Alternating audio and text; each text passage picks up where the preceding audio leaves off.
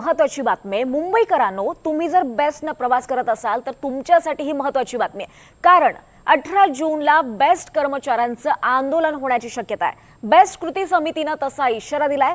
कामगारांची अवस्था बिकट झालेली आहे। बेस्टची आर्थिक स्थिती सुधारण्यासाठी राज्य सरकार तसंच महापालिका अपयशी ठरल्याचा आरोप कृती समितीने केलाय।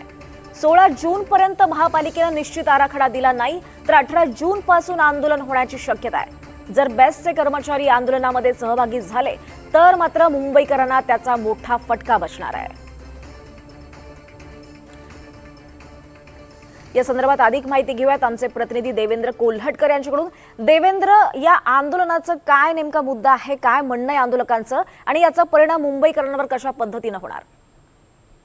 बेस्ट कृती समितीच्या वतीने हा आंदोलनाचा इशारा देण्यात आलेला आहे। प्रामुख्याने बेस्टची जी सद्यस्थिती आहे त्या संदर्भात राज्य सरकार असेल किंवा महानगरपालिका असेल यांनी हे बेस्ट अपयश थांबवण्यात अपयशी झालेले आहेत। त्यामुळेच बेस्ट कृती समितीच्या वतीने हा आंदोलनाचा इशारा देण्यात आलेला आहे। 16 तारखेपर्यंत निश्चित आराखडा पालिकेने दिला नाही तर सगळ्या कृती समितीतील संघटना मिळून 18 तारखेपासून हा सगळा आंदोलनाचा इशारा जो आहे तो देण्यात आलेला आहे।